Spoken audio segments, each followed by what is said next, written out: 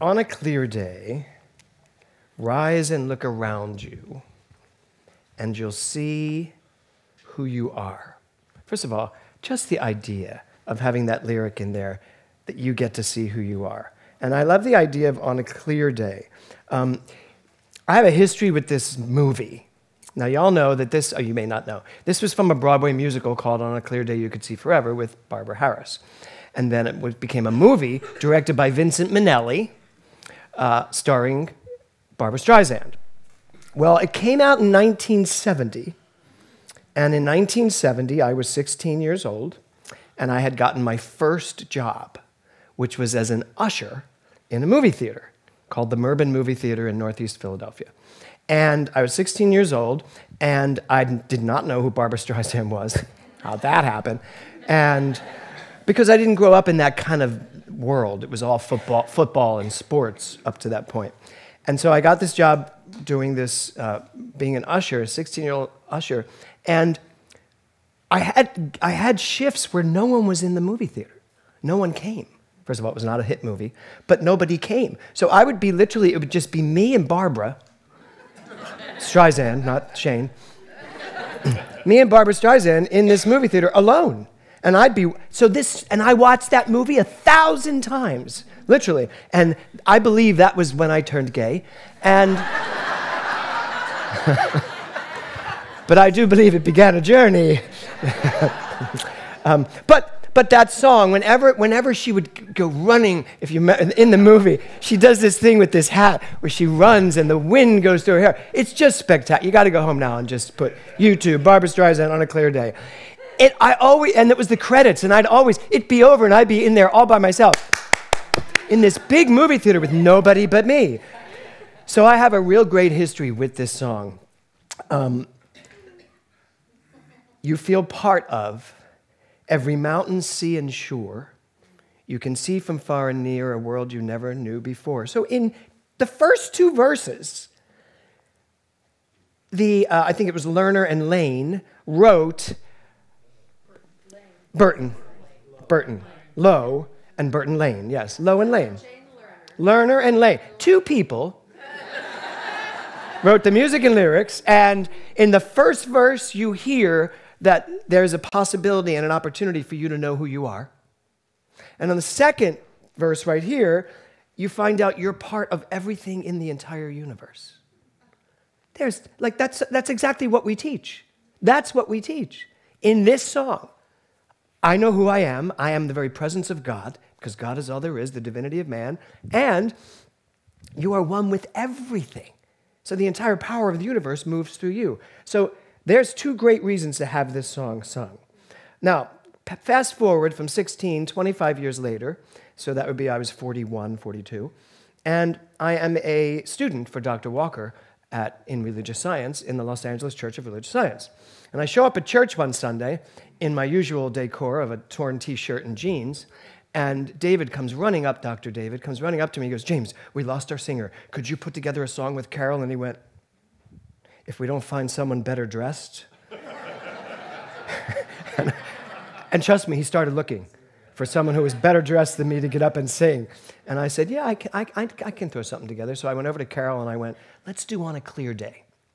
Let's do it slow at first and then go into a jazzy," which is why I suggested that, because into a jazzy version.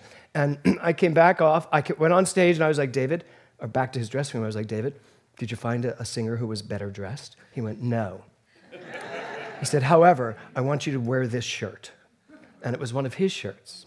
Now, if any of you think about David Walker and me, so he hands me this shirt, and I'm like, I put it on, and it's like, just roll up the sleeves, just tuck the back in. And I was like, it's not happening. I said, I cannot go out there looking like this. I look like I just lost 100 pounds. Might not be a bad idea, but that's another story. So I took it off. I said, "You get the t-shirt. That's it. Now you're a hip church. You get a t-shirt."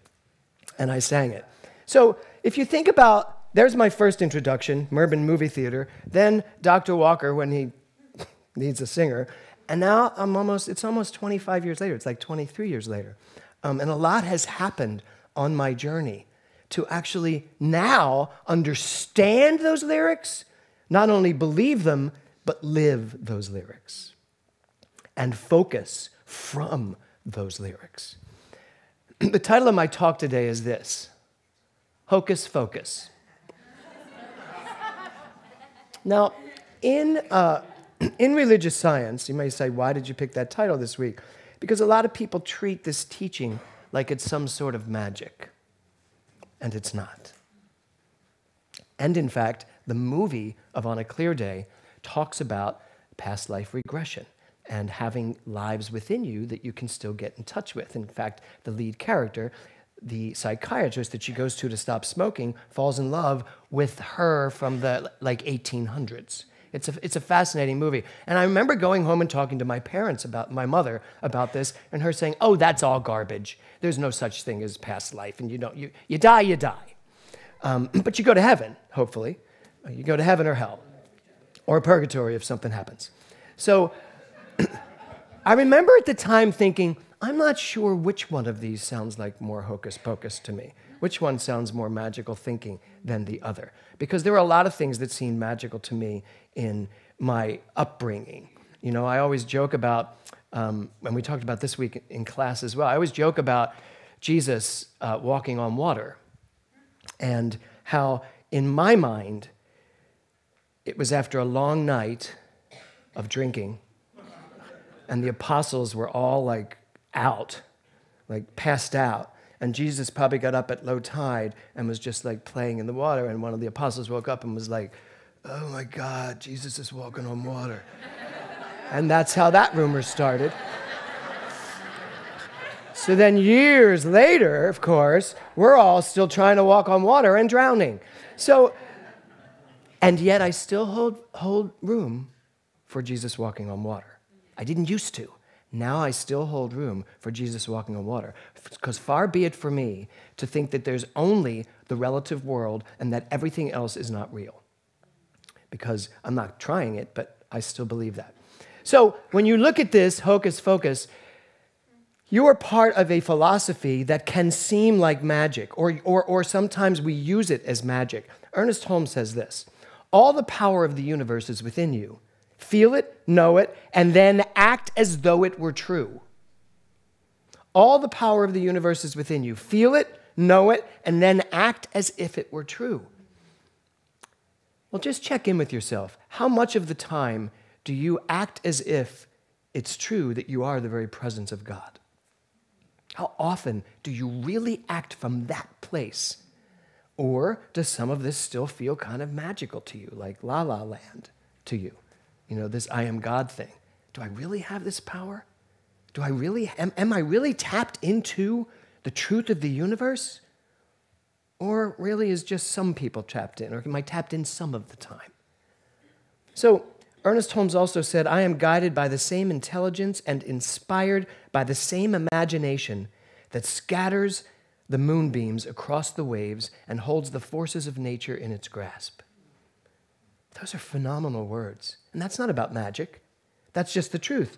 I am guided by, I have that thing in me, I have the GPS system in me that guides me through my life, inspires me, and it's the same energy that hung the moon, that hung the stars. That's who I am, that's what I am, that's who you are, that's what you are.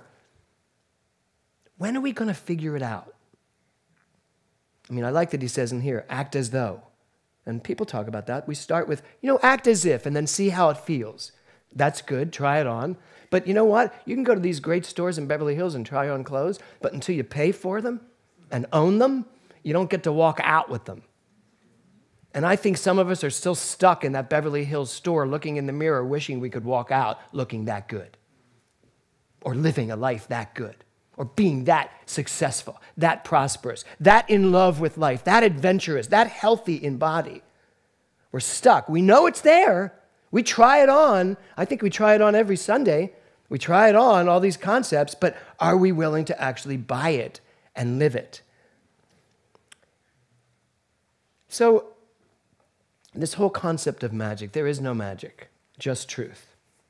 And that is where our focus should be. Our focus should be coming from truth and focusing on truth and taking all of our magical thinking out of the way. Aristotle said this: it is during our darkest moments that we must focus to see the light. So today is March 10th, 2010. And, no, March 10th, 2019. You'll know why I just said that. So this day has only come up, March 10th has only happened on a Sunday once since March 10th, 2010. On March 10th, on this day, right around 11 o'clock in 2010, I was sitting in a doctor's office in Beverly Hills when the doctor looked at me and said, "You have stage 4 cancer." Just 15 minutes from now, 9 years ago.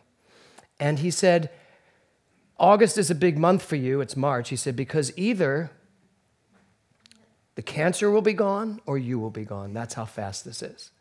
It is very aggressive, and you can't take too much time to figure out what you want to do." And I sat there, and now, the thing is, you know, I had been a minister. I had my own center for, 5 years at that point? 4 years, 5 years. It was also heading on towards Easter. And I hadn't brought anybody with me to the doctor that day because I didn't think it was going to be anything. So I was alone. So I'm driving over the hill, and I'm like, first of all, I had a great attitude about it. I laughed. I said to him, "What's stage 5?" And he did not find that funny. And then I drove over the hill, and I had a lot of time to think about it driving over the hill. And the very first thing that came to me was that I was not going to die. I was so clear about that because I knew I had too much to do in this world, and that what a waste to kill me off so soon. And I really had that thought. I don't know if I used the words "kill me off," but I really did have a thought that, this isn't going to happen. And then I just fell right back on all of the stuff. Did I put this in here? Yes, here it is. So I went right home. Well, first of all, halfway over, Kevin's calling me every 5 minutes to get... We can point out that I was out of town. Kevin was out of town, yes. Not that I didn't care. Kevin was off at the gym while I was sitting getting a death sentence. But I forgive him because I forgive everything. So, no. So he's calling every 10 minutes because when he called the doctor's office, they wouldn't tell him anything. So it made him very nervous. I finally had to pull over about Mulholland Drive and tell him, which is when, of course, I lost it emotionally. What are we going to tell the kids? They were only 5 at the time, or 6 or something, which was a funny story because when we sat them down to tell them, Nora was very emotional, and she's such a daddy's girl. She came up and sat in my lap and cried. And Will, who was sitting across from me, Will goes, "You going to die?" And I said, "No." He went, "Great." Subtext, I don't care what you have to go through, just make sure you stay. Yeah. So I got home, and the very first thing I did, and the reason why I'm saying this is because the first thing I did was grab my Science of Mind textbook, because I don't believe in magic. I believe in truth, and that's what we teach. And what I focus my mind on, as Reverend Sharon said, expands. If I'm going to focus my mind on health, my health is going to expand. If I'm going to focus my mind on August being a deadline for my either death or gone with the tumor, that's not going to help me. And I got that. I really got that. And my only mentor, my only teacher, Dr. David, who was also my practitioner, my personal practitioner, I couldn't talk to about it. I couldn't call because David was in the hospital suffering from his own cancer, which took him just a few months later. So I couldn't really talk to him, and I didn't really want to bring my thing to him as he was trying to heal. So I reached out to one of my students who I knew was going to be a powerful force in this church industry, this spiritual industry, and that's Reverend Rita, who went with me through the entire experience. And she was even more adamant than I was. If I would even sometimes say my cancer, she goes, "Don't you say my! You don't own that! It's not your cancer!" And I'd be like, "Okay, you're killing me here. If this disease doesn't get me, my friends will." So here's what I read as soon as I got home that day. There is no inherited tendency to disease or ill health. None. Because one of the things I'm being told is that My mother died of cancer. My father died of cancer. It was just natural that this would somehow happen to me. I was like, I'm not buying that. There is no inherited tendency to disease nor ill health. 2, I am born of pure spirit.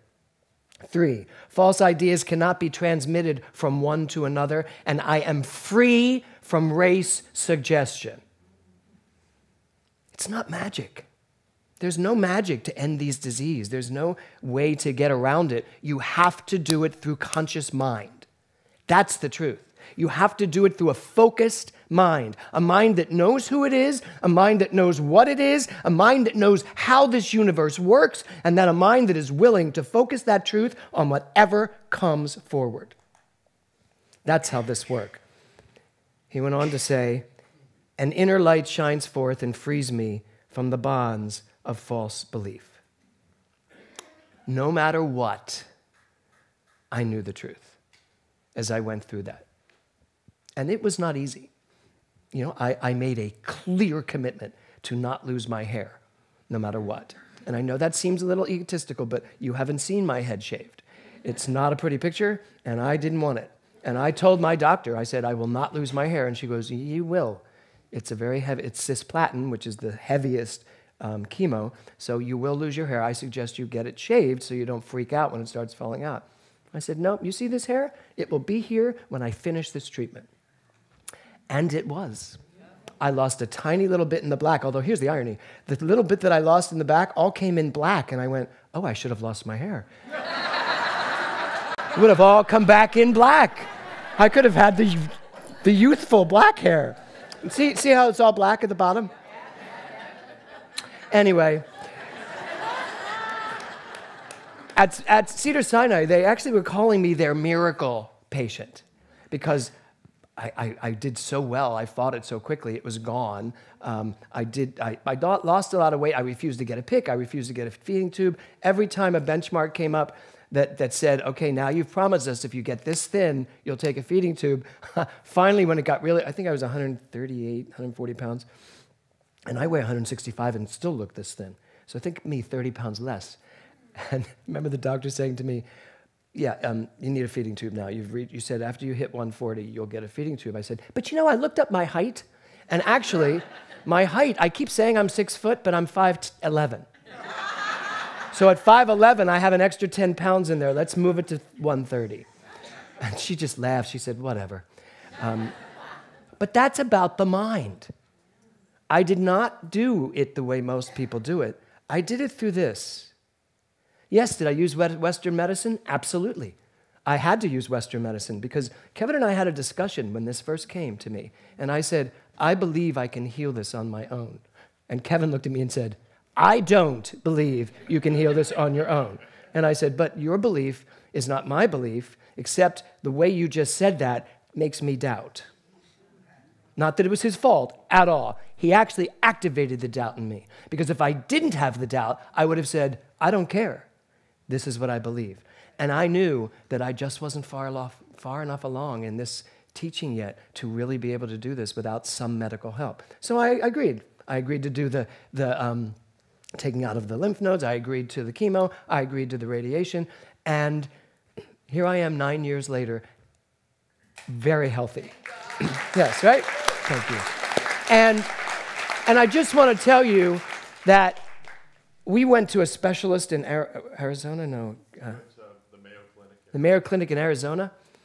And this doctor is one of the top 3 in the world who does a robotic thing where this little machine goes down your throat, takes out the tumor. He basically said to me, and he only takes a few patients a year, and they took me as a patient, but I didn't take him as a doctor. Because he basically said to me, you will not, as I lose my voice here, you will not speak with your voice after this. You'll have to talk like this. He said, you will not sing again, but you'll be alive. And I went, that's not alive to me. And I said, and you know what? I'm okay, though. You just do your work. I'll do my work. And I trust and know. And I told him, I said, I'm a religious science minister. I believe that the mind controls the body. Blah. And he looked at me, and without missing a beat, he went, you're in denial. I said, no, I'm a minister.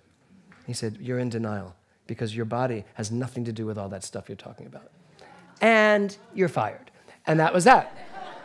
I was done with him. And You all hear, I sing as well as I ever sang. I may have a few less high notes, probably because I don't work on it, but I'm still talking, still singing, still writing, still doing. I'm still here. Good times and bum times. Yes. So as we focus on our minds this month, I know that there are many of you out there that are dealing with your own challenges, because I hear about them. There may be some health challenges in this room right now. There may be some relationship challenges in this room right now. There may be some grief challenges in this room right now, whatever there is. But what I also know is that you are bigger than that. You are bigger than anything that could come your way. And as soon as you let something out here become bigger than who you are, it is bigger than who you are. That's the way this works. God is not going to come sweeping down from the clouds and take care of your life. That was an old model of religion and praying and hoping that that's what would happen. That's not how it works. It works through your mind. There's no magic. There's just truth. And the more you land on the side of truth, the more your life shows up the way you want it to. So whatever you're dealing with here today, whatever you deal with through this whole month as you're focusing your mind, just remember that you have the power, you are the power to create whatever you want. No diagnosis is a death sentence. No diagnosis has the power to do more than your mind can do. And I'm not saying that sometimes it's time to go. Sometimes it is time to go. Do we know why? Will we ever know why? Perhaps not. Maybe someday we will. We'll get it. But I do know that the power of mind is no magic trick.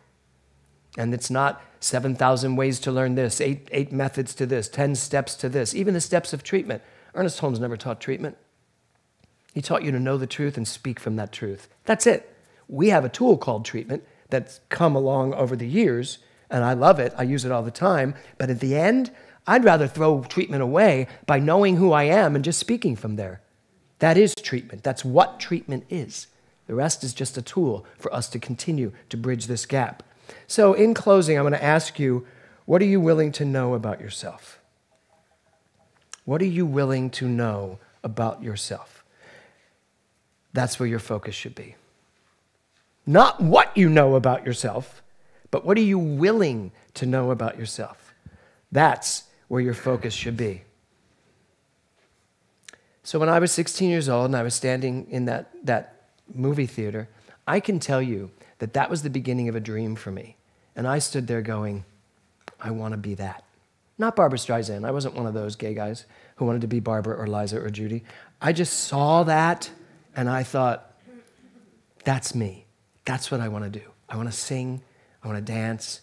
I just want to be some form of that creative process. And you know, there I was in Northeast Philadelphia in a very non-Broadway existence.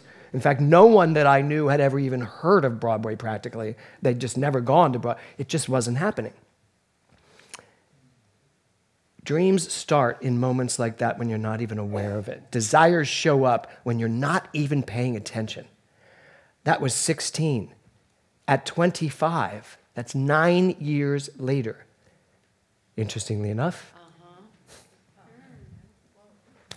a lot can happen in 9 years.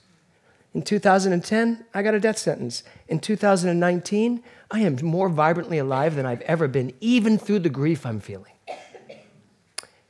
When I was 16, I thought, I want to be that.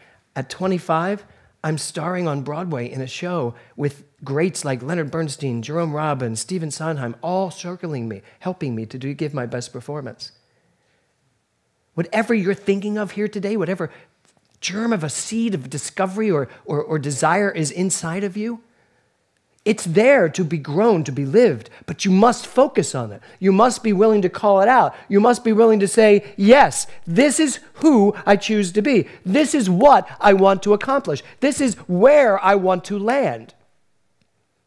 Name it, claim it, but keep the focus on it, not on race suggestion or race mind or all your friends telling you what they think, not on the past of what may have happened before, just on the truth that is coming through you. Because I guarantee you, if you allow the truth to come through you and then focus on it, your life will be transformed. And there will be nothing magical about it. It will just be the way it works. Namaste. Thank you.